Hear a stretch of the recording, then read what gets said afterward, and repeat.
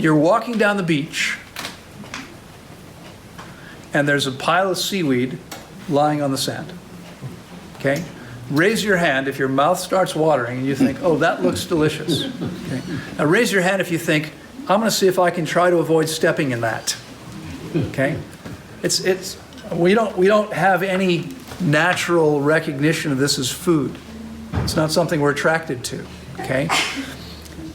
And it turns out that we're probably in most cases better off not eating it, at least not eating it very often. Now, one of the reasons that people recommend seaweed and algae is for the B12 content. Okay? B12 content. So imagine, this doesn't happen too often anymore. Nowadays, hotels pretty much have cards, but in the old days, they had keys. So imagine you're in a big hotel, all the doors look alike. A drunk gets off the elevator, goes to your room, sticks his key in. It might go in. Same manufacturer might go in, but it won't turn it. And he pushes really hard, and he breaks the key off in the lock. And then he goes away. And you come back with your key won't go in the lock now because there's a piece of a broken key in there. Are you with me? Okay. So algae and seaweed contain B12 analogs. They are not B12. Your body cannot use them.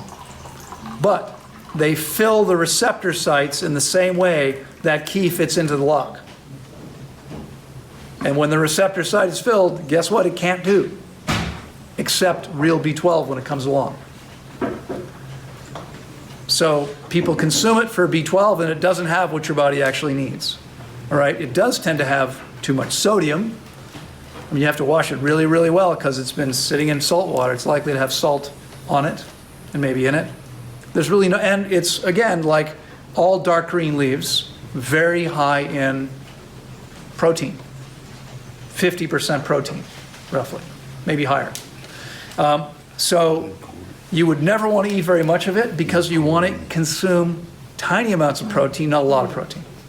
So if you want to use seaweeds, it should be something you do only occasionally. All right? Only occasionally.